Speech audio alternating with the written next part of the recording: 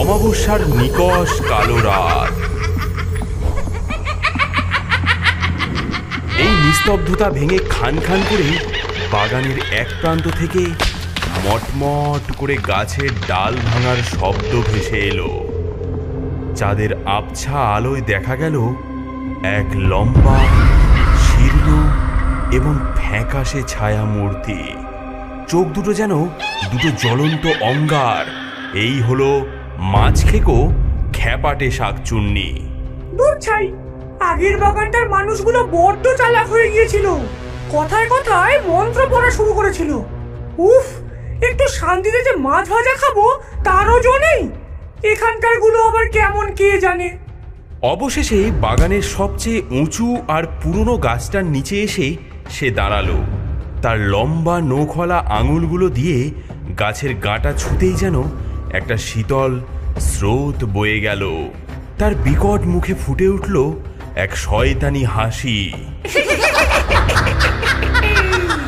বাহ, এই তো চাই, একেবারে খাসমহল। কি ঠান্ডা, কি আরাম। আজ থেকে এই বাগান, এই গাছ সব আমার।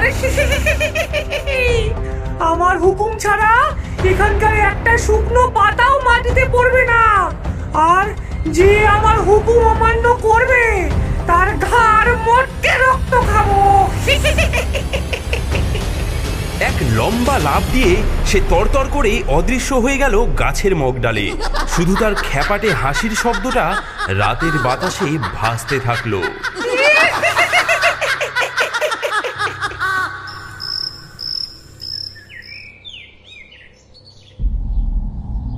তারক, এ কেমন পচা মাছের গন্ধ রে বাবা, গা গুলিয়ে উঠছে। তাই তো, আর হাওয়াটাও কেমন যেন ভারী। দেখছো, একটা পাখিও ডাকছে না। এসেছে আমার বাগানের নতুন দুটো চাকর। দেখি আজ কেমন করে তোদের গতর খাটানো যায়।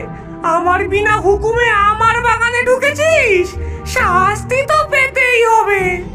সর্বনাশ, কালকে তাজা সুপারি এক রাতের মধ্যে পচে কালো হয়ে গেল কি করে? এ তো কোনো পোকার কাজ নয়। দশরথ ব্যাপারটা বিশেষ পাত্তা না দিয়ে অন্য একটা গাছ থেকে সুপারি পাড়তে যেই না কাস্তে উঁচিয়েছে, অমনি তার হাতটা অবশ হয়ে গেল। কাস্তেটা ঠং করে মাটিতে পড়ে গেল। আরে, হাতটা এমন অবশ হয়ে গেল কেন? সে আবার কাস্তে তুলল, কিন্তু আবার একই ঘটনা ঘটল।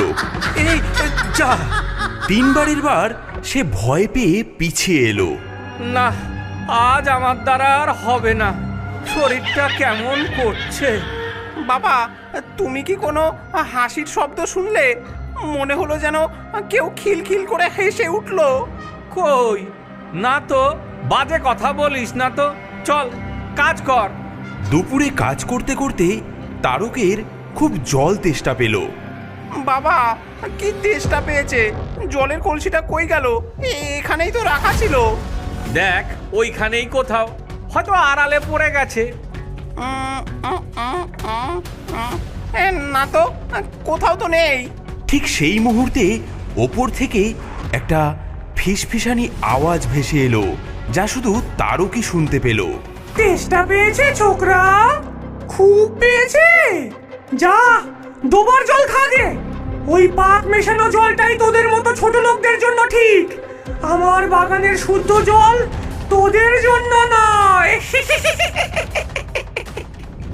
হ্যাঁ, কে কে কথা বলে? এই তারক, কি হলো রে? কার সঙ্গে কথা বলছিস? বাবা, আজ চলো বাড়ি ফিরে যাই। আমার কেমন একদম ভালো লাগছে না। এই বাগানে নিশ্চয়ই কোনো গোলমাল আছে। সেই রাতে শাকচুন্নিটা গাছ থেকে নামলো। তার চোখে মুখে দুষ্টুমিতে ভরা। সে দশরথ আর তারকের পরম যত্নে রাখা কাস্তে, খুরপি, দা, দড়ি সবকিছু এক জায়গায় জড়ো করলো। ওরে আমার লোভী মানুষ রে, আমার গাছের দিকে লোভ, তাই না? এই কাস্তে দিয়ে আমার গাছের সুপারি পারবি? দাঁড়া, তোদের সাধের যন্ত্র আমি এমন জায়গায় পাঠাচ্ছি যে খোঁজার জন্য পরের জন্মে আবার আসতে হবে। এই বলে সে খ্যাক খ্যাক করে হাসতে হাসতে সব যন্ত্রপাতি এক এক করে পাশের ডোবাটার মধ্যে ফেলতে লাগলো। ডোবার মধ্যে ধপাস ধপাস করে পড়ার শব্দটা রাতের নিস্তব্ধতাকে ভেঙে দিল। এ কি রে তারক, সব যন্ত্রপাতি হাওয়া, কাস্তে, দা, খুরপি কিচ্ছু নেই। নিশ্চয়ই কাল রাতে চোর এসে চুরি করে নিয়ে গেছে, কিন্তু সব একসাথে। চলো তো পাশের ওই ডোবাটা একবার খুঁজে দেখি। সারাদিন ধরে তারা ডোবার মধ্যে খোঁজাখুঁজি করে মাত্র একটা মরচে পড়া খুরপি খুঁজে পেল। যা, সারা দিনটাই বরবাদ হলো। দশরথ যেই না গাছে ওঠা দড়িটা হাতে নিয়েছে সে চমকে উঠল। সর্বনাশ! হে কি করেছে? দড়িটাতে যে 100টা গিঁট দিয়ে রেখেছে। এ গিট তো খোলা যাবে না বাবা, বড্ড শক্ত, আর কি বিশ্রী পচা মাছের গন্ধ বেরোচ্ছে এই দড়িটার থেকে। শাকচুন্নিটা মগ ডালে বসে পা দোলাতে দোলাতে এই দৃশ্য দেখছিল আর হাসিতে তার শরীর বেঁকে যাচ্ছিল। খোল, এবার গিট খোল। গিট খুলতে খুলতে সকাল হয়ে যাবে, তবুও একটা গিটও খুলতে পারবি না। আমাকে রাগানোর ফল এখনো তো কিছুই দেখিসনি। তারক, আমি নিশ্চিত এ কোনো সাধারণ চোরের কাজ নয়। কোনো অপদেবতা আস্তানা গেড়েছে ওই উঁচু গাছটায়। তাহলে তাহলে উপায় কি বাবা? এভাবে চলতে থাকলে তো আমরা তো না খেয়ে মরবো। উপায় আছে। প্রেতাত্মারা শুদ্ধ জিনিস সহ্য করতে পারে না। কাল সকালে আমরা গাছটার চারপাশে তুলসী গাছ পুঁতে দেব। দেখবি তুলসী গাছের গন্ধে অপদেবতা কাছেও ঘেঁষতে পারবে না। পরদিন বাবা ছেলে মিলে সেই উঁচু গাছটার চারিপাশে মাটি উঁচু করে অনেকগুলো তুলসী গাছ পুঁতে দিল। রাতের বেলা শাকচুন্নিটা গাছ থেকে নেমে এলো। তার চোখ দুটো রাগে টকটকে লাল। হ্যাঁ, ওরে বুড়ো, এই কটা শুকনো পাতা দিয়ে আমাকে ভয় দেখাবি? আমার বাড়ির উঠোনে এসব নোংরামি? আমি মাছ খেকো শাকচুন্নি, তোদের এত সাহস? হ্যাঁ, এই বলে সে এক এক করে সব তুলসী গাছ শেকড় শুদ্ধ উপড়ে ফেললো। পাতাগুলো দাঁত দিয়ে চিবিয়ে থুথু করে ফেলে দিল। কি হলো রে বুড়ো? কই তোর তুলসী? সব আমার পায়ের তলায়। শুধু তাই নয়, সে দশরথের গলার স্বর হুবহু নকল করে বিকট সুরে ভজন গাইতে লাগলো। হরে কৃষ্ণ হরে রাম, এই বাগানে আমার ধাম, তোদের এবার শেষ কাম। হরে কৃষ্ণ হরে রাম। বাবার বুদ্ধিতে তো কাজ হলো না। আজ আমি নিজের চোখে দেখব কে এত কাণ্ড করছে। যত বড় শয়তানি হোক, একবার তাকে দেখতে পেতেই হবে। মাঝরাতে সে যা দেখল তাতে তার গায়ের রক্ত হিম হয়ে গেল। শাকচুনিটা গাছ থেকে নেমে এসে উনুন ধরিয়েছে। তার সামনে ভাঙা হাঁড়িতে চাপানো ডোবার পাঁক আর পোকামাকড়, কিন্তু সেই জঘন্য জিনিস থেকে ভাজা ইলিশ মাছের এক অপূর্ব গন্ধ বেরোচ্ছে যে তারকের জিভে জল এসে গেল। নে রে নে, খা। এমন সর্ষে ইলিশ পাবি কোথাও? এই হতচ্ছাড়া মানুষ দুটো শুধু সুপারিই চেনে, রান্নার র বোঝে না। ওদের কপালে কি আর আমার হাতের রান্না আছে? হঠাৎ সে রান্না থামিয়ে ঝোপের দিকে তার জ্বলন্ত চোখ দুটো তাক করলো। তারক বুঝে গেল সে ধরা পড়ে গেছে। কি রে ছোকরা, লুকিয়ে লুকিয়ে আমার রান্না দেখছিস? গন্ধটা খুব ভালো, তাই না? তোর জন্যও এক বাটি তুলে রেখেছি, কাল সকালে এসে খেয়ে যাস। না এলে কিন্তু আমি তোর ঘরে গিয়ে দিয়ে আসবো, মনে থাকবে তো? এই সরাসরি হুমকিতে তারক আর এক মুহূর্ত দাঁড়ালো না সেখানে। সে পড়ি কি মরি করে বাড়ির দিকে দৌড় দিল। পেছনে শাকচুন্নির অট্টহাসি প্রতিধ্বনিত হতে থাকলো।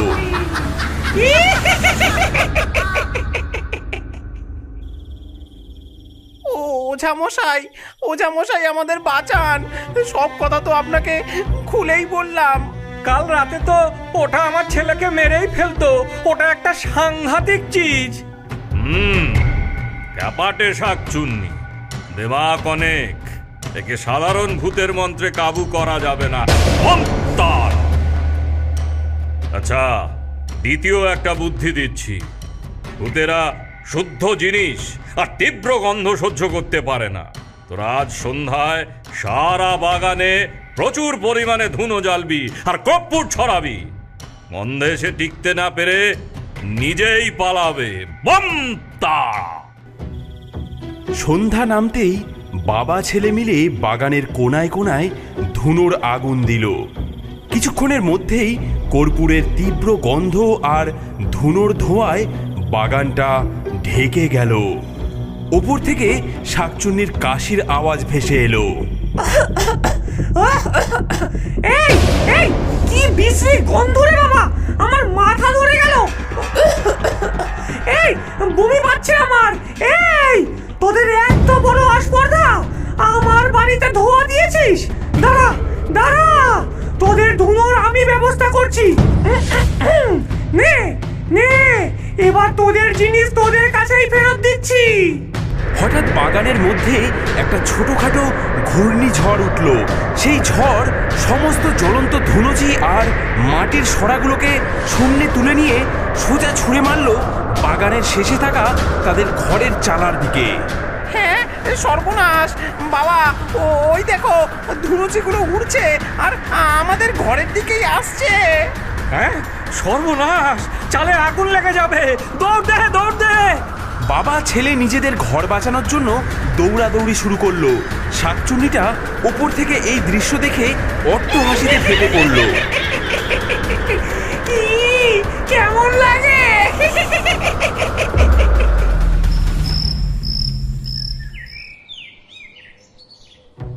আর কোনো উপায় নেই ওঝা মশাই, আমার ঘরটাও কাল পুড়ে যেত। দুবার হারলাম আমরা। বুঝেছি, একে ভয় দেখিয়ে লাভ নেই, ওকে অপমান করতে হবে। বঙ্কাল! ওর সবচেয়ে বড় দুর্বলতা হলো ওর মাছের লোভ আর প্রচন্ড দেমাক। আমরা সেই দুর্বলতাতেই শেষ ঘা দেব। বঙ্কালি! শোন, আমি যা বলছি তাই কর।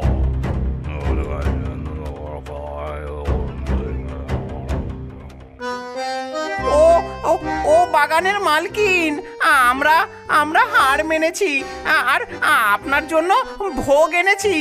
দেখুন, দয়া করে গ্রহণ করুন একবার। কি এনেছিস রে? এতদিনে তাহলে আমার ক্ষমতা বুঝতে পারলি? ঠিক আছে, রেখে যা, দেখছি তোদের ঘটে কেমন বুদ্ধি হয়েছে।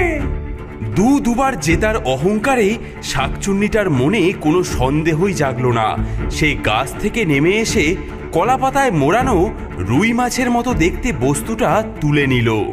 বাহ, শেষ পর্যন্ত আমার কদর বুঝলো। দেখতে তো বেশ লাগছে, আর গন্ধটাও তো খাসা বেরোচ্ছে। এই বলেই সে আর দেরি না করে মাছের বড় একটা টুকরো মুখে পুরে দিল, আর তারপরই সেই প্রলয়ঙ্কর কাণ্ড ঘটল।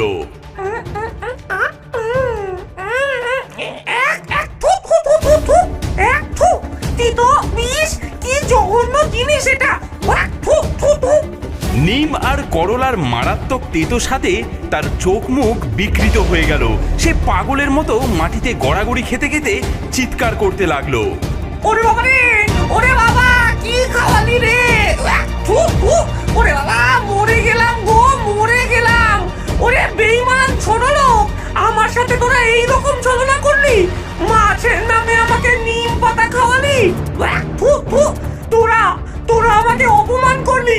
আমি এই শাকচুন্নিকে, যার নামে বাঘে গরুতে এক ঘাটে জল খায়, তাকে কিনা তেতো পাতা খাওয়ালি? আমি এই অপমানের জায়গায় এক দণ্ডও থাকবো না, আমি চলে গেলাম। তার সমস্ত অহংকার, সমস্ত দেমাগ যেন এক মুহূর্তে ধুলোয় মিশে গেল। ভয় দেখিয়ে আগুন লাগিয়ে যাকে তাড়ানো যায়নি, সামান্য তেতোর স্বাদ তাকে চরম অপমান করলো।